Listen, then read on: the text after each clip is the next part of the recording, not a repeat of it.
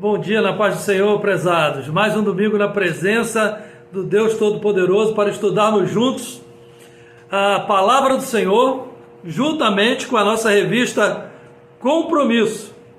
Mateus, o Evangelho do Reino. A nossa lição de hoje, desse domingo, é a lição de número 8.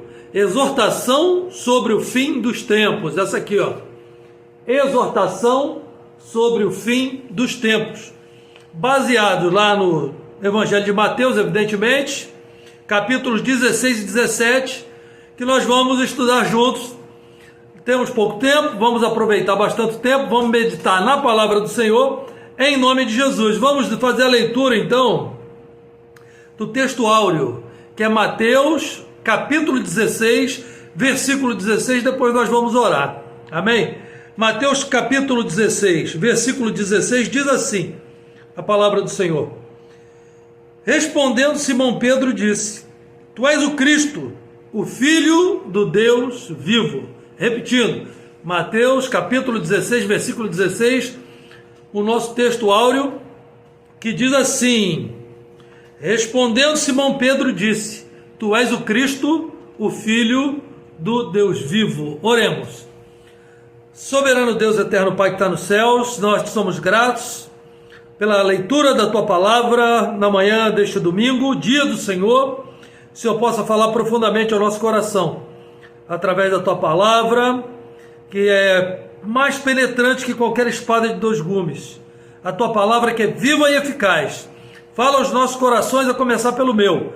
Em nome do Senhor Jesus, oramos, em nome do Senhor Jesus, aquele que vive e que reina para sempre. Nós te agradecemos. Amém. E graças a Deus. Você tem a revista Compromisso. Acredito que você, durante a semana, você fez uma boa leitura, de todos os tópicos que nós temos aqui na revista. Primeiro, líderes religiosos provocam Jesus. Depois, fermento no pão ou fermento na alma. Aí se segue as declarações de Pedro e o preço da cruz. A glória do rei é confirmada, mais 2 milagres acontecem e a nossa conclusão. E nós vamos trabalhar aqui com a palavra de Deus. Se você está aí com a sua Bíblia aberta ou com a sua mídia aberta, que você pode acessar a palavra de Deus, então faça isso. Vá lá no livro de Mateus, no capítulo 16, e acompanhe conosco, capítulo 16 e capítulo 17, né? Os fariseus e os saduceus pedem um sinal do céu, né? Exortação sobre o fim dos tempos. Através dos séculos, as pessoas têm muita curiosidade sobre o futuro. Como vai ser, o que vai acontecer, como se dará, quando será, né? Principalmente essas relações na questão religiosa, né? As pessoas têm muita curiosidade, ficam realmente com esse instinto aguçado para tentar entender o amanhã e tentar, de uma certa forma, entender a palavra de Deus no que diz respeito à volta de Jesus, o fim dos tempos, as questões apocalípticas, né? E esse estudo ele nos traz algumas questões que nós devemos agora pontuá-las aqui em nome do Senhor Jesus, né? Primeiro tópico, que são os líderes religiosos que provocam Jesus, os fariseus e os saduceus pedem um sinal do céu. Diz assim na nossa revista, ó: saduceus e fariseus eram grupos rivais. Mateus os cita 5 vezes, em 3, 7, 16, 1, 6, 11 e 12. Os fariseus viviam rigorosamente debaixo da lei oral e cumpriam todos os seus detalhes. Os saduceus, por outro lado, rejeitavam a lei oral e só seguiam a lei escrita. Essa era basicamente a diferença entre esses dois grupos, né? Os fariseus cumpridores da lei oral, e os saduceus, para eles, como aquele ditado que existe nos dias de hoje, vale o que está escrito, né? Mas mesmo sendo rivais, mesmo tendo discussões acaloradas através dos tempos, saduceus e fariseus e saduceus desta feita se juntam, se unem para combater, questionar, apontar falhas em um inimigo comum. Que inimigo é esse? Jesus Cristo, nosso Senhor. Pois é, Jesus Cristo, nosso Senhor, até os inimigos entre si, grupos rivais, opostos, de pensamentos diferentes, se uniam para tentar provocar Jesus, para tentar pegar Jesus em algum erro, para tentar apontar o dedo para Jesus, para combater Jesus, que se dizia e era o Filho de Deus, o Filho de Deus vivo, o Deus encarnado, né? Ele habitou entre nós, cheio de graça e de verdade, já diz a palavra. Aleluia, glória a Deus. Olha que coisa tremenda. Aqui também diz isso, né? Embora opostos em suas posições, esses grupos fariseus e saduceus agora se juntam para contra-atacar Jesus.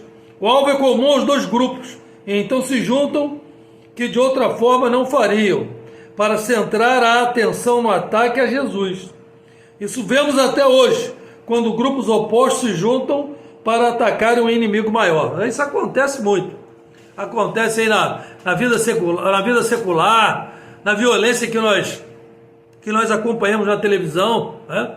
Entre grupos rivais, as chamadas comunidades ou favelas, como queiram.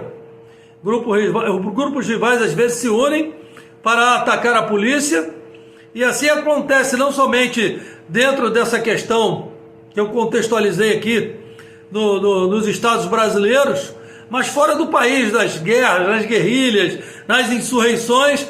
Geralmente, quando se tem um inimigo comum, grupos rivais se unem para combatê-lo, e com Jesus não era diferente, e até hoje isso acontece.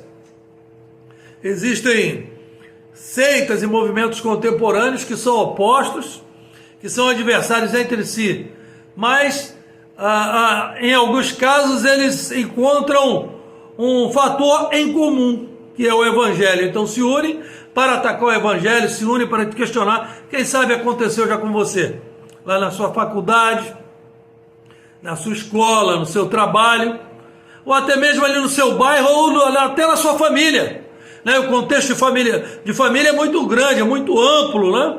Muitas pessoas fazem parte da nossa família ou das nossas famílias, e muitas vezes, mesmo com pensamentos opostos, pessoas se juntam para nos combater porque nós somos crentes.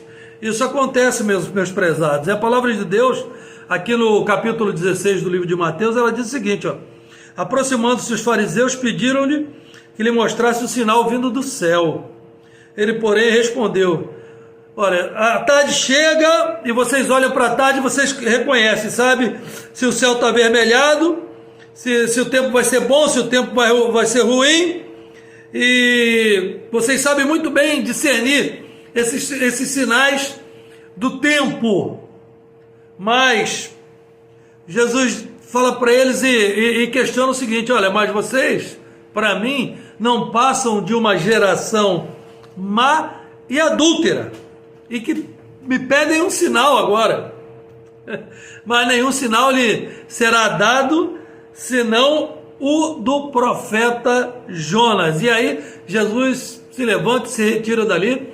E é interessante, né, falarmos sobre Jonas, porque Jonas, ele foi o primeiro profeta, lá no Antigo Testamento, que recebeu a missão de profetizar fora dos termos de Israel e de Judá, né?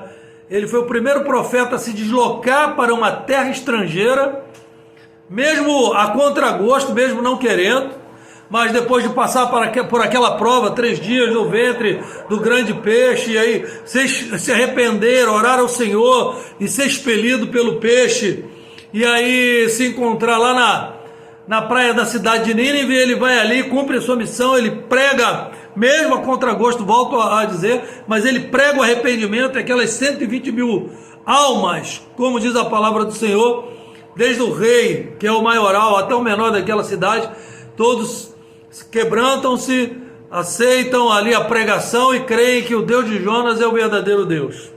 Olha que coisa extraordinária. Isso é um baita de um sinal, um tremendo de um sinal.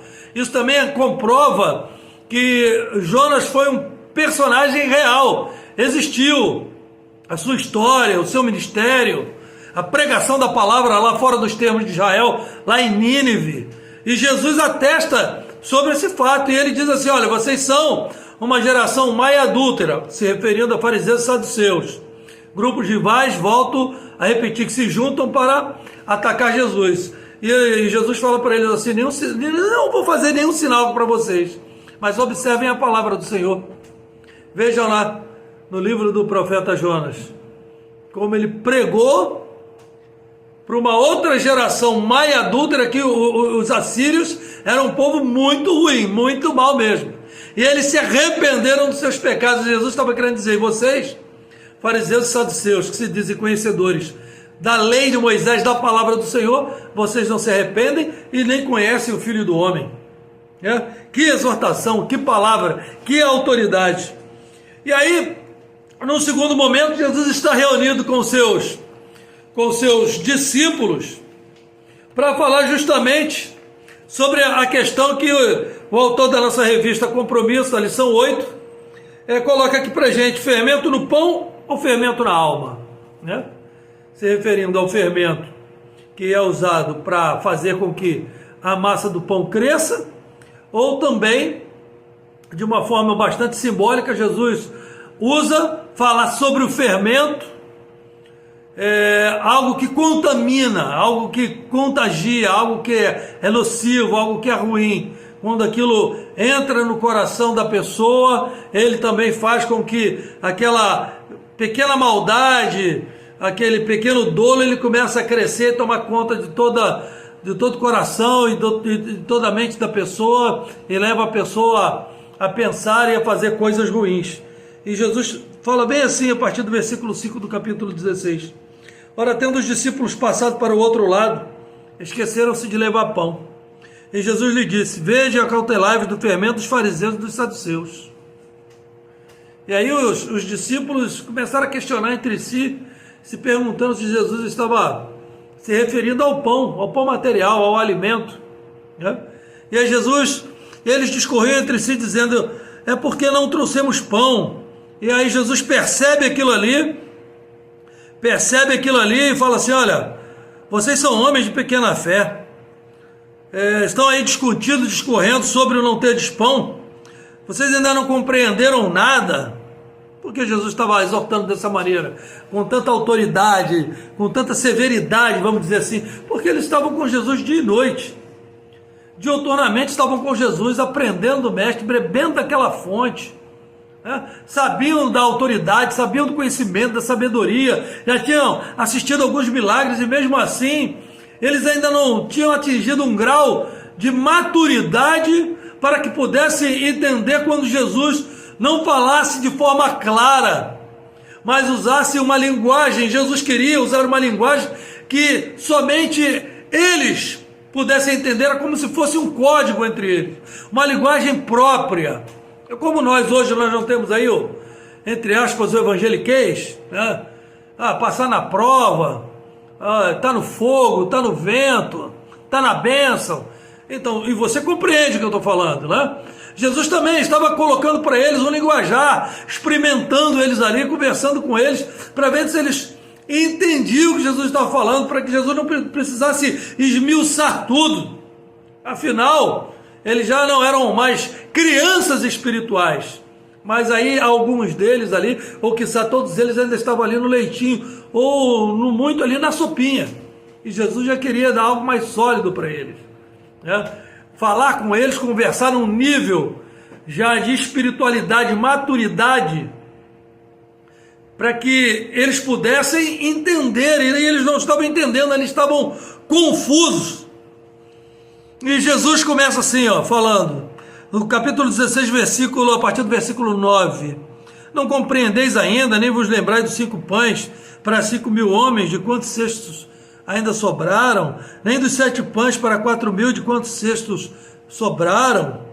Como não compreendeis que não vos falei a respeito de pães? E sim acautelai-vos do fermento dos fariseus e dos saduceus. Ora, eles tinham acompanhado ali a conversa entre Jesus e os saduceus e fariseus. E Jesus estava usando essa linguagem para que eles pudessem entender. Não estava falando do fermento do pão, falando sim do perigo. Falando sim das coisas ruins, das coisas más, das coisas nocivas, das atitudes, do pensar, do falar, do agir. Jesus estava ensinando eles a ficarem mais maduros, a abrir os olhos, a ficarem espertos, a orar e vigiar. E quantas vezes, né? Embora tanto tempo muitos de nós venham andando com Jesus, ainda assim não atingiram um determinado grau de maturidade espiritual, caráter cristão e conhecimento da palavra, para que possam interpretar aquilo que Jesus está colocando de forma clara na sua palavra. Ainda hoje, nas nossas igrejas, nas mais variadas igrejas, das mais variadas matizes evangélicas, isso acontece, né? Isso, o tempo de igreja para muita gente não significa nada, porque pode ter uma pessoa lá, um irmão, uma irmã com 30 anos ainda é imaturo, e um com 5, com 6 anos, 4 anos já alcançou um grau de maturidade muito maior que aquele que está muito mais tempo na igreja, né? E aí, depois desse puxão de orelha, então entenderam que Jesus não lhes dissera que se acautelasse do fermento dos pães, mas da doutrina dos fariseus e dos saduceus. E até hoje, meus amados, nós temos que ter esse cuidado, né? Questão doutrinária é algo muito sério. Questão doutrinária está acima de questões de tradição de uma determinada denominação. Tradição de uma determinada denominação é uma coisa, doutrina é outra coisa, né? Então Jesus estava ensinando eles o verdadeiro caminho, ó. Jesus está dizendo, ó, eu sou o caminho, a verdade e a vida, ó. Eu oro, eu jejuo, eu subo ao monte, eu vou buscar ao Senhor, e eu curo, eu ressuscito mortos, eu purifico leprosos, sinais, prodígios, maravilhas, para que vocês também possam fazer isso. Mas é necessário que vocês me entendam e entendam o caráter da minha missão. Jesus estava dizendo isso para eles. Então Jesus estava doutrinando eles de uma maneira em que eles pudessem seguir a Jesus e não se desviar nem para a direita e nem para a esquerda. Mostrando para os seus discípulos, Jesus estava dizendo assim, ó, fariseus e saduceus, eles erram nisso, nisso e nisso. Eles erram nisso, nisso e nisso. Então nós vamos seguir por aqui. E muitas vezes, meu amado irmão, minha amada irmã, amado ouvinte, você ouve de Jesus, você está na escola dominical, você está sendo ministrado, ainda assim você endurece seu coração, você fecha seu coração, você cauteriza sua mente para não entender ou para não querer entender aquilo que a palavra de Deus fala de forma muito clara, ensina de forma muito transparente. Ensina de forma muito transparente. E aí a nossa caminhada continua. E aí o que acontece? Caminhamos aqui junto com os discípulos, aí entra a questão da confissão de Pedro. Olha que coisa extraordinária, né? A confissão de Pedro, louvado seja Deus, as declarações de Pedro e o preço da cruz. Olha só. Indo Jesus para os lados de Cesareia e de Filipe, perguntou a seus discípulos, quem diz o povo ser o Filho do Homem? Jesus estava perguntando para eles, provavelmente Jesus sabia o que falavam dele. Existiam diversos grupos e até pessoas que eram do povo, que seguiam a Jesus e que tinham, de uma certa forma ali, o seu pensamento a respeito de Jesus. Mas Jesus estava querendo, embora Jesus já soubesse, Jesus conhece o coração do homem, conhecia o coração de todos os seus discípulos e conhece o nosso coração, o meu, o seu, o nosso coração, os nossos pensamentos, né? Até aquilo que ainda não falamos, queremos falar. Ele já o conhece, com os seus discípulos não era diferente, mas Jesus queria vê-los, ou melhor, queria ouvi-los, né? Queria vê-los proferindo essas palavras acerca da sua pessoa, das suas próprias bocas. E aí, Jesus faz essa pergunta, e vocês? Ou melhor, Jesus pergunta assim, olha, o povo diz o que sobre o Filho do Homem? Aí uns diziam assim, olha, uns falam que o Senhor é João Batista, a outros falam que o Senhor é Elias, outros falam que o Senhor é Jeremias, e outros ainda falam que o Senhor é alguns dos outros profetas, né? Então muita gente pensava muita coisa de Jesus, né? Uns falavam, é Elias, outros é Jeremias, é João Batista, é Isaías, Ezequiel, é Eliseu, enfim. Aí Jesus, muito bem, ok. Mas e vocês? Vocês dizem que eu sou quem? Ou quem eu sou para vocês? E aí Pedro toma a frente, né? Simão Pedro toma a frente e diz assim, olha, tu és o Cristo, o Filho do Deus vivo. Aleluia, olha que coisa maravilhosa. Essa é uma declaração poderosa. Tu és o Cristo, o Filho do Deus vivo. E o Senhor está perguntando para a gente ainda hoje, meus irmãos. Quem nós pensamos ser Jesus? Quem que você pensa de Jesus? Nesse estudo sobre a exortação do fim dos tempos. Nesse tempo que você vive, ou nesses tempos em que vivemos, quem você pensa que Jesus é? Ou quem é Jesus para você? Quem é Jesus para você? O que mora no seu coração? Quem é Jesus? É apenas um profeta? É somente o Filho de Deus? Ele é somente o Salvador? Ou ele também é Senhor? Porque Senhor e Salvador, uma coisa não está dissociada da outra. Embora muitos, nos dias de hoje, e acredito que desde a época que Jesus pisou nessa terra, alguns queriam o Senhor e o Salvador. Outros queriam somente o Salvador. Ganhar o céu, né? Não, eu não quero o Senhor. Por quê? Porque o Senhor, Ele manda em mim. O Senhor diz, sim. O Senhor pode dizer não. E o Senhor pode dizer espere. E nós temos que aceitar. Por isso que muitos não querem o Jesus Senhor. Querem apenas o Jesus Salvador. Querem acesso ao céu através da pessoa de Jesus. Porque Ele mesmo disse, eu sou o caminho, eu sou a verdade, eu sou a vida. Então, muitas pessoas, desde a época dos discípulos até os dias de hoje, e isso vai acontecer até a volta de Jesus, muitos querem somente o Jesus Salvador. Mas eu digo a você, temos que querer o Jesus Senhor e Salvador, porque Ele tem o melhor para cada um de nós, e a sua vontade, como a palavra de Deus mesmo nos informa, ela nos informa que a vontade do Senhor é boa, agradável e perfeita. Então, Simão Pedro respondeu isso para Jesus. Tu és o Cristo, o Filho de Deus vivo. E aí Jesus fala assim, bem-aventurado és Simão Barjonas, porque não foi a carne nem o sangue que te revelou, mas meu Pai que está nos céus.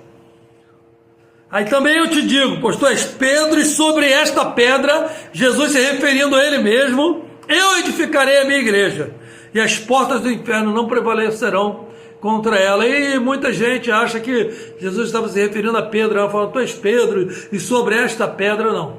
Jesus fala assim, tu és Pedro, e sobre esta pedra. Jesus não fala sobre essa pedra. Jesus fala sobre esta pedra, edificarei a minha igreja, e as portas do inferno não prevalecerão contra ela.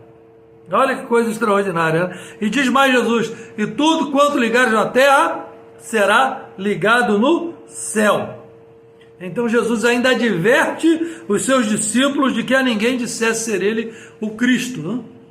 Que os discípulos não corressem por aí, dando essa notícia, informando, etc e tal. Hoje em dia é diferente, né? Hoje em dia nós temos que divulgar verdadeiramente que Jesus é o Cristo, o Filho do Deus vivo. Né? Temos que informar, temos que sinalizar, temos que pregar, temos que sermos verdadeiros mensageiros do reino de Deus, embaixadores com Cristo para a glória de Deus. E aí Jesus, no momento seguinte, ele já vai predizer a sua morte e a sua ressurreição. Olha só que coisa tremenda, né? E o mesmo Pedro, né? O mesmo Pedro lá que O próprio Deus revelou para ele, né? Tu és o Cristo, Filho do Deus vivo, quando Jesus começa a contar que ele vai ser levado à cruz, porque é necessário que o Filho do Homem padeça muitas coisas, né? Seja morto e seja ressuscitado ao terceiro dia. Aí Pedro chama Jesus à parte num canto e diz assim, ó, Senhor, tem compaixão de ti, ser morto e ressuscitado no terceiro dia, pois de modo nenhum pode acontecer. E aí Jesus sabia que Satanás estava tentando usar Pedro para dissuadi-lo de ir à cruz.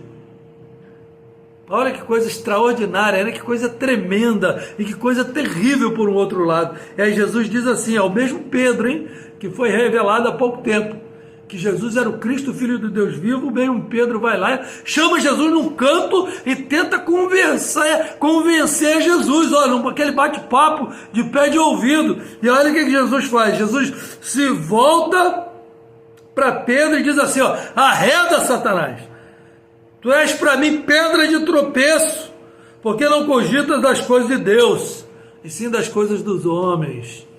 Então Jesus, ele olha para Pedro, mas ele consegue ver aquele que estava empurrando, né? aquele que estava apertando Pedro, aquele que estava coagindo Pedro a falar aquelas coisas, a tentar dissuadir a Jesus de ir para a cruz. Mas não é assim, meus irmãos. Num momento, muitas vezes você está lá dando glória, aleluia, e você está lá, você é a pessoa mais crente do mundo, e num outro momento você já está duvidando da sua própria fé. Você está duvidando até do milagre que Jesus fez na sua vida. É Satanás tentando roubar a tua bênção. É Satanás tentando arrebatar aquilo que Deus preparou para você de forma muito, mas muito especial.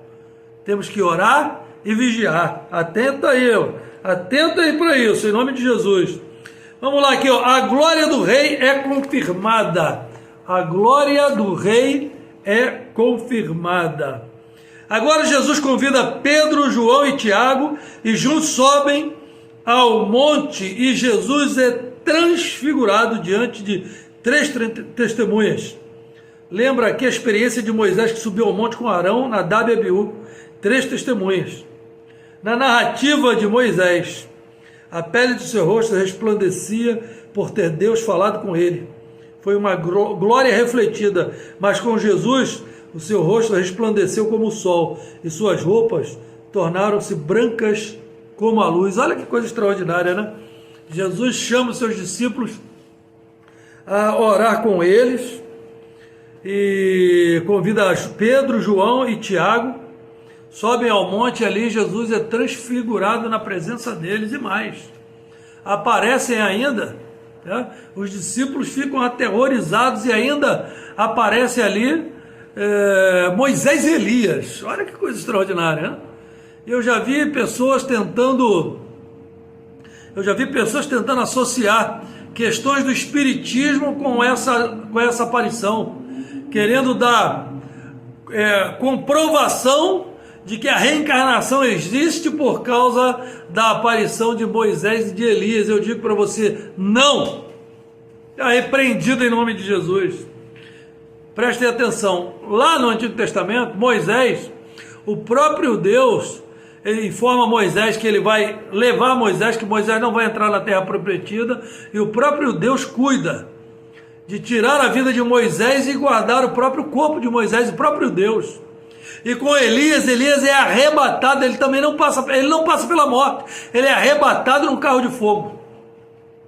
Então são duas situações mais do que especiais, especialíssimas, e nós temos que entender isso, né? Se alguém um dia tentar convencer você que essa passagem bíblica entre Jesus, Moisés e Elias tem a ver ou comprova ou dá autoridade para o espiritismo, é mentira, não é verdade.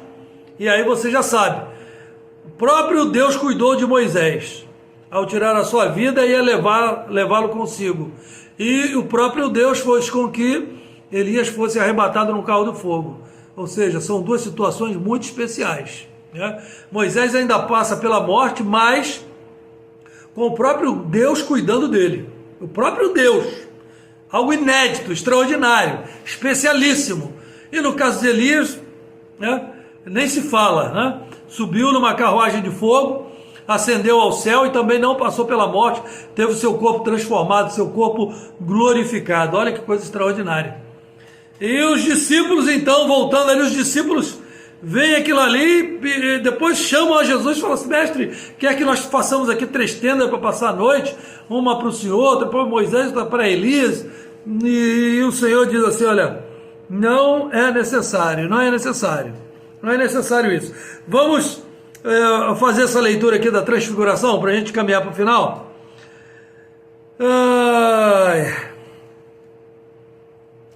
Vamos lá. A transfiguração. 6 dias depois tomou Jesus consigo a Pedro e aos irmãos Tiago e João, os levou em particular a um alto monte. Capítulo 17. Só fazer a leitura só para não passar em branco, para não ficar só nas palavras do pastor Alberto. Eis que lhe apareceram Moisés e Elias falando com ele. Então disse Pedro a Jesus: Senhor, bom estamos aqui. Se queres, farei aqui 3 tendas. Uma será tua, outra para Moisés, outra para Elias. Falava ele ainda quando uma nuvem luminosa os envolveu, e eis vindo da nuvem uma voz que dizia: Este é o meu filho amado, em quem eu me comprazo. E disse mais, o próprio Deus: a ele ouçam. Olha que coisa extraordinária. Aleluia. Olha, Pedro, Tiago e João, eles foram assim, pessoas especialíssimas também. Porque Deus fala sobre Jesus, que este é o meu filho amado, em quem eu tenho muito prazer, e ainda diz para eles assim, ó, ouçam o que ele diz. E nós, meus irmãos, será que nós estamos ouvindo aquilo que o Senhor está falando conosco? Será que nós estamos atentando para isso?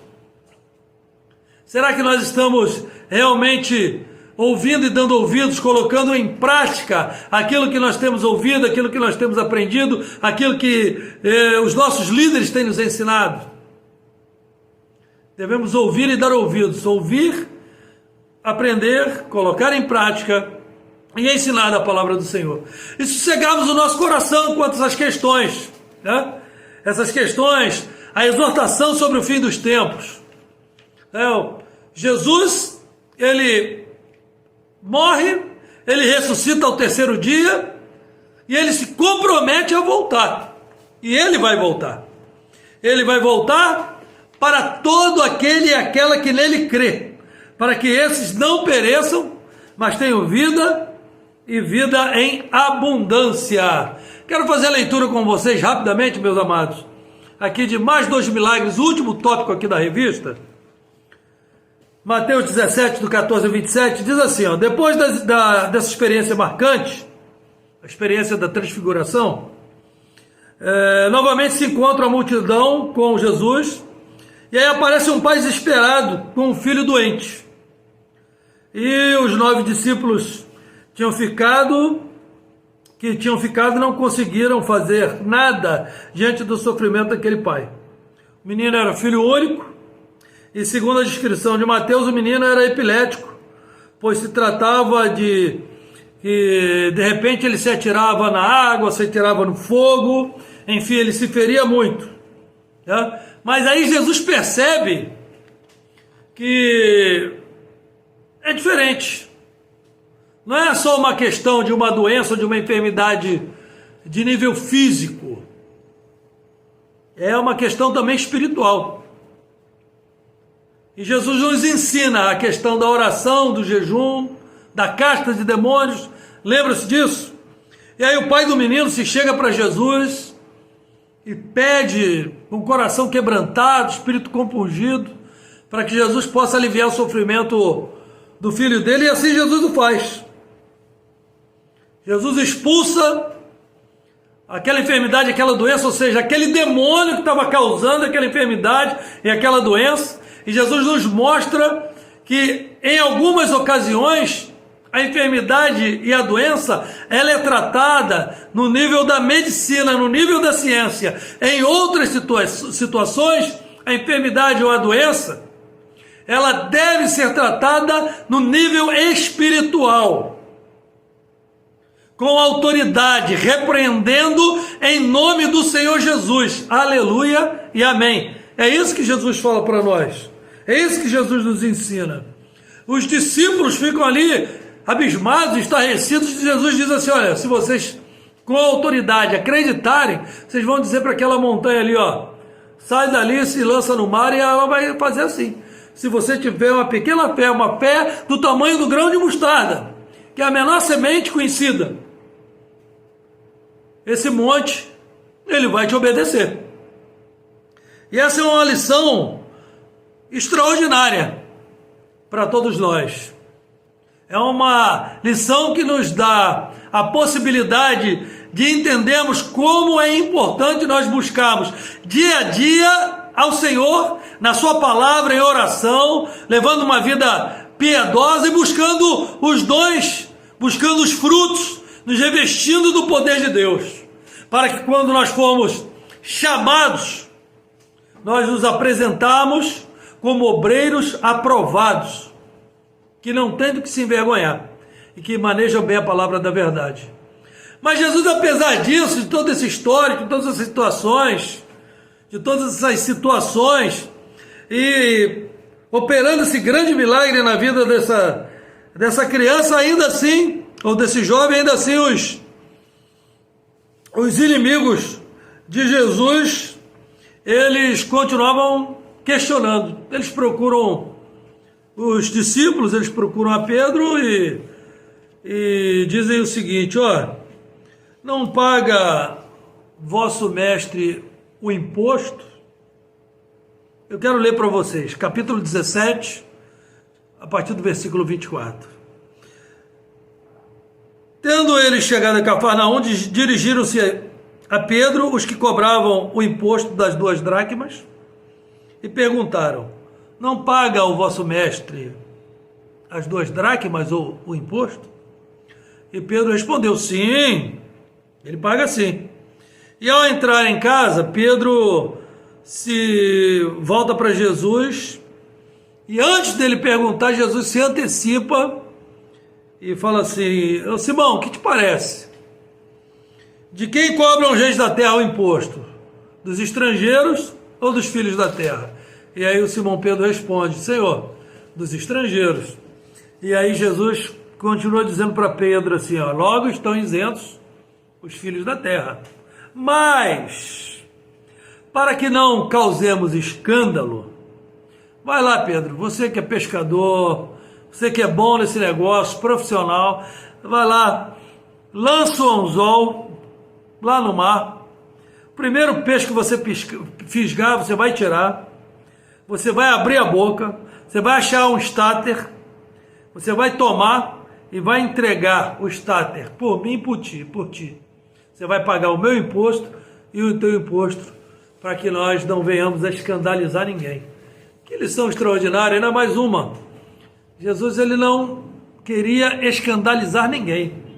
Embora sendo cobrado, sabendo que os filhos da terra não necessitavam de pagar o imposto, sim o estrangeiro, naquela determinada época do ano. Ora, mas quantas vezes, meus irmãos, nós temos que sofrer prejuízo para não escandalizarmos o bom nome de Cristo, né? Você sofre prejuízo, às vezes você sofre um prejuízo financeiro para não escandalizar o bom nome de Cristo, às vezes você pode sofrer um prejuízo emocional, também um prejuízo emocional, e aí você deixa para lá, quando você é perseguido, quando você é humilhado, né?